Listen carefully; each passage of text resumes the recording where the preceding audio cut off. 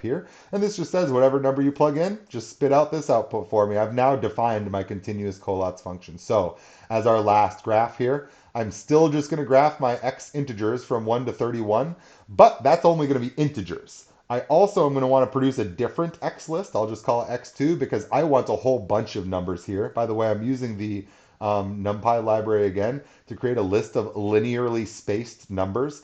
So the numbers are going to span from 0 to 30, but there's going to be 500 of them. So this is just me telling NumPy, listen, I want a list of 500 numbers that go from 0 to 30 that have equal gaps between them.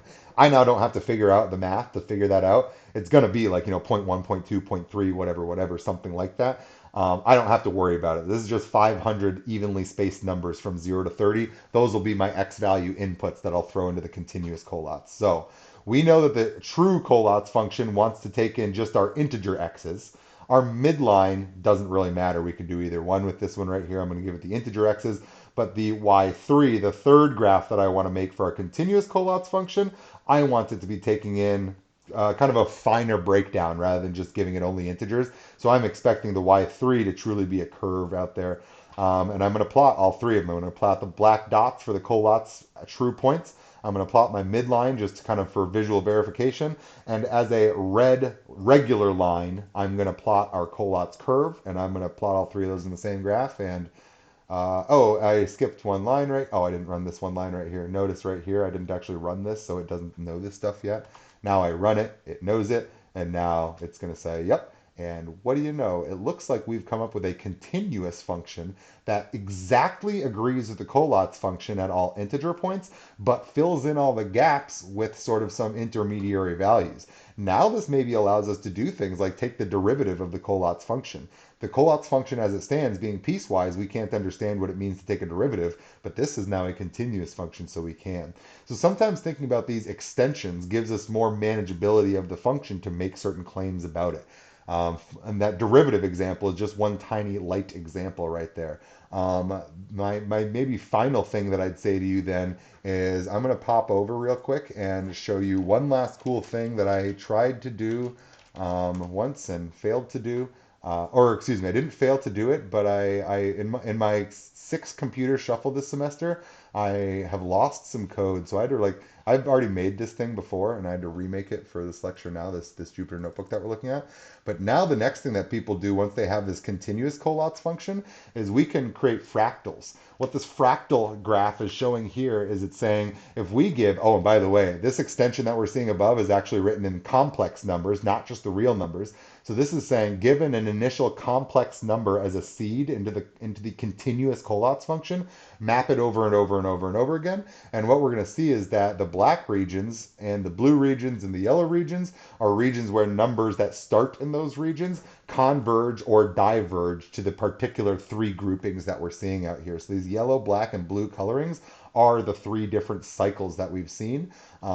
Actually, I guess maybe that's not true because this is looking at the imaginary Collatz right here. But in any event, this is now saying if we did, repeated these maps forever, do these things diverge to infinity? Do these things converge on some value? The lightness and the darkness, is there like rate of convergence to that cycle that we're seeing? Stuff like that.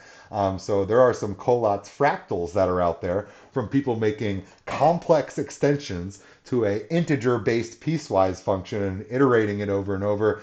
Just so much freaking cool stuff about this out here. So when we got to sequences in this section, I was like, oh man, this is like all my favorite things to talk about here. Well, everything's my favorite thing to talk about, as you guys have seen this semester. But this has been sort of one of my like little like mini pet projects here of kind of assigning things like this as exploration projects in my programming classes. So I couldn't resist the idea of talking about these sequence type things for us. So again, what we've kind of seen in our very preliminary look at sequences is evidence is not proof. Things that look simple might be really complicated. And I think that you've learned that this semester in general with integration, but it's very much continuing to be true in this case here. So I had to do this little bonus video here since I've done a lot of programming related to the Collatz conjecture, since it is apparently one of the most desired proofs in all of the math kingdom out there, third most listed desired proof that's out there. It's a big deal, right? So this is the Collatz conjecture, really cool stuff. and really accessible code to write associated with it. And maybe since I've talked about it here, my one last little thing I'd say is I claim that some of these lines of code were doing a whole bunch of work, like this one, getting the chain length for all these things. There's also some really interesting techniques for drastically reducing the amount of effort that our computer has to take on to do these types of computations. And those are some other like awesome little like small academic explorations that go on out there that really teach you new ways to think about problems here. So don't forget, if you think you're a math person, that means you are a programmer because the year is 2020. You should start thinking about the fact that writing code is in your professional future because of how good you are at math. Those two things are married, period. It's 2020. You're going to write code for a living. Maybe now is the time to start doing it while you have access to awesome, great open source free things like Python, while that's a growing community, while you're in the middle of your mathematical explorations in your undergraduate degree. Um, the dumbest thing I ever did in my life was I waited until after grad school to start coding.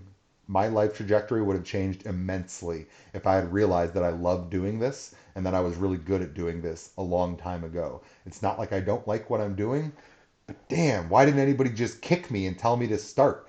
So do that. Start programming. Do it with me. Lots of great things out there. Really helps you feel out all the math things that you otherwise might struggle to do by hand. So this has gone on long enough. I'm going to wrap it up right now. Thank you for sitting through my favorite things to talk about here programmatically with the Collatz conjecture. And I will see you guys for section 11.2 when we talk series, the sum of a sequence, next week.